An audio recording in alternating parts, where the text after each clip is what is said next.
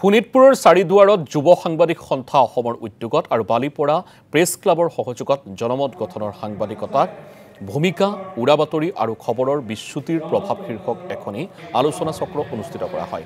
চাৰিদুৱাৰৰ সীমান্ত মিলন সংঘত অনুষ্ঠিত উক্ত আলোচনা চক্ৰ উদ্বোধন কৰে নদুৱাৰৰ বিধায়ক পদ্ম হাজৰিকাই।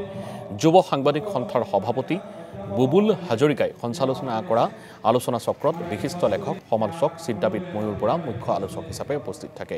ৰঙাপাৰা মহাবিদ্যালয়ৰ অধ্যক্ষ ডক্টৰ ৰঞ্জন কলিতা আৰু ৰঙাপাৰা মহাবিদ্যালয়ৰ অসমীয়া বিভাগৰ প্ৰবক্তা ডক্টৰ অশ্বিনী কুমাৰ ডেকাই আলোচনাত ভাগ লয়। বীৰ লাচিত সেনাৰ যুটীয়া সচিব প্ৰাণজিৎ গগৈ আৰু আছুৰ সাংগঠনিক সম্পাদক নয়নজ্যোতি গগৈয়েও অংশগ্ৰহণ কৰা আলোচনা চক্ৰখনিত শতাধিক সাংবাদিকে অংশগ্ৰহণ কৰে।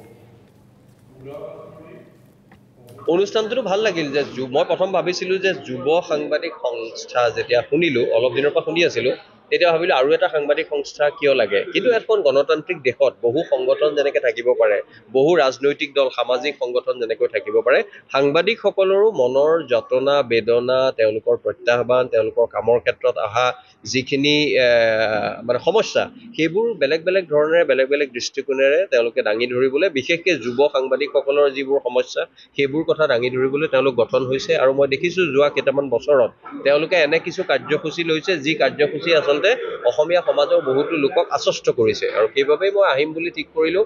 আৰু আহিম, মই জানো যে আপোনালোকো ইয়াৰ লগত জড়িত, আপোনালোককো লগ পাম। গতিকে সকলোকে লগ পাই, অসমৰ মানুহক লগ পাই ভাল লাগে। গুৱাহাটীত থাকিলে কেতিয়াবা বৰ কৃত্ৰিম যেন লাগে, সেউজীয়াবোৰ নাইকিয়া হৈ যায়। গতিকে সেইবাবে আহিলোঁ। আহি ইমান ধুনীয়াকৈ এই কণমানিগৰাকীয়ে ভূপেন হাজৰিকাৰ গীত গাইছে, কোনোবাই সত্ৰীয়া নাচেৰে আৰম্ভ হৈছে। এই গোটেইবোৰ দেখি যে তেজপুৰ বা শোণিতপুৰৰ এই অঞ্চলটো যে অসমৰ সাংস্কৃতিক স্পন্দন, সেই কথাটো অনুভৱ কৰিব পাৰিছোঁ, অনুভৱ কৰি নিজে সমৃদ্ধ হৈছোঁ।